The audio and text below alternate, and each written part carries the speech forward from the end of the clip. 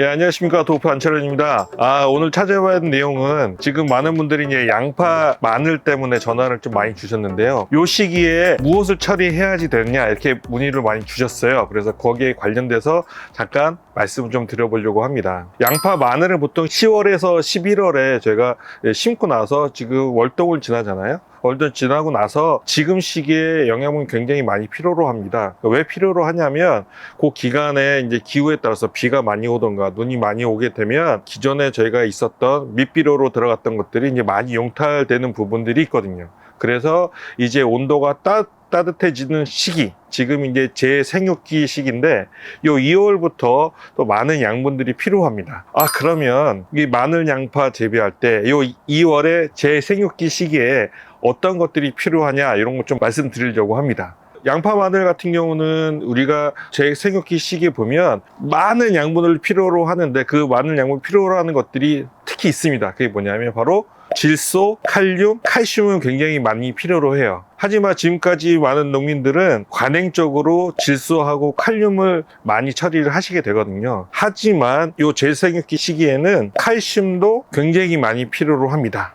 그러면 언제 쳐야 되냐? 이제 막 온도가 낮다가 이제 2월 중순 이후에 이 토양 온도가 4도씨 이상 정도 온도가 좀 올라가게 되면 그때부터 추비를 치기 시작되고 있습니다. 그러면 어떤 것들을 쳐야 되느냐? 질소 비료를 당연히 쳐야겠죠. 그리고 칼륨 비료도 쳐야 되고, 그 다음에 이제 오늘 말씀드리는 칼슘 비료도 다시 쳐야 되는데, 이거를 다 하나하나 치려고 하면 솔직히 너무 복잡하기도 하고 양이 많죠. 그래서 보통 NK 비료를 많이 치려고 하시는데, 굳이 NK 비료 말고 칼슘이 들어가 있는 NK 칼슘 비료를 치는 게 훨씬 더 좋습니다. 왜 그러냐면 마늘 양파가 처음에 월동기를 지나서 어느 정도 시기, 지금 시기죠. 이제 2월부터 3, 4월 됐을 때 생육기에 쫙 올라갈 때 질소, 칼륨 말고도 칼슘도 굉장히 많은 부분을 필요로 하고 있습니다. 그래서 우리가 칼슘을 더 추가적으로 들어가게 되면 마늘 생육기에 굉장히 좋은 역할을 할 수가 있습니다. 그래서 2월에는 토양 온도가 낮아져서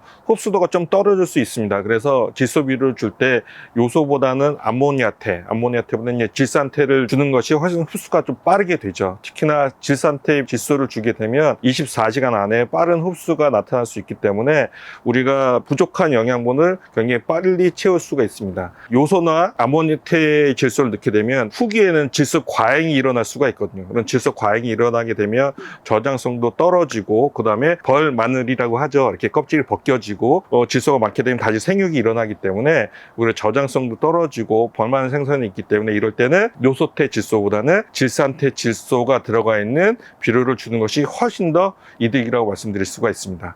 그래서 저희가 말씀드린 건 우리 회사에는 바로 추비 한방이라는 제품이 있습니다. 이 추비 한방은 질산태 질소가 들어가 있고, 그다음에 칼륨이 들어가 있고, 추가적으로 칼슘도 들어가 있습니다. 거기에 더해서 마그네슘도 들어가 있죠. 그럼 얘가 뭐가 좋냐? 흡수가 굉장히 빠르면서 칼슘도 보충해주고, 마그네슘이 들어가 있기 때문에 동절기에 많이 처졌던 잎들에 대해서 광합성 작용이 잘 할 수 있게, 성장이 잘 될 수 있게 잎이 굉장히 생생하게 만들어줄 수 있습니다. 그러면 얼마큼 사용하냐? 추비할 때는 150평에 15kg 한 포를 사용하시면 됩니다. 그래서 이제 지금 시기에는 질소, 그 다음에 칼륨, 칼슘, 마그네슘이 들어가 있는 추비 한 방을 쳐야 우리 양파, 마늘 재배에 굉장히 큰 효과와 이득을 나타낼 수가 있습니다.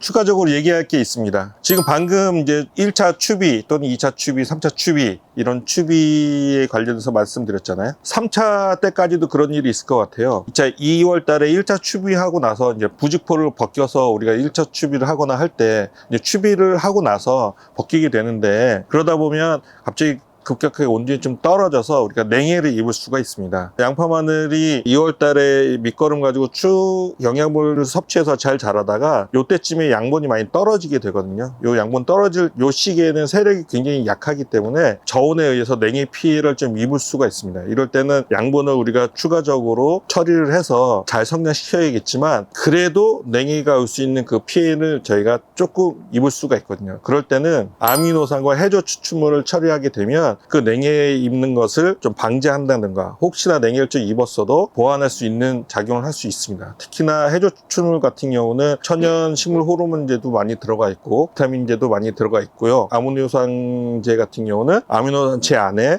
프롤라임이라든가 이런 것들이 냉해 방지 역할을 굉장히 많이 하고 있습니다. 그런 것들이 잘 들어가 있는 제품들이 있어요. 바로 우리 회사의 트로피칼이라고 하는 제품이 있는데 해조 추출물이 16%, 그 다음에 아미노산이 30%, 그 다음에 미네랄이 12%, 비타민이 한 500ppm 정도 들어가 있는 트로피칼 제품이 있습니다. 그래서 1차 추비 이후에 냉해가 올 것 같다 그렇게 걱정이 좀 되시면 트로피칼 가지고 500배로 뭐 한 번 말고 한 1회, 2회, 3회 정도 계속 처리하게 되면 냉해 걱정은 굳이 안 하셔도 될 것 같습니다. 그럼 다음에 또 뵙겠습니다. 감사합니다.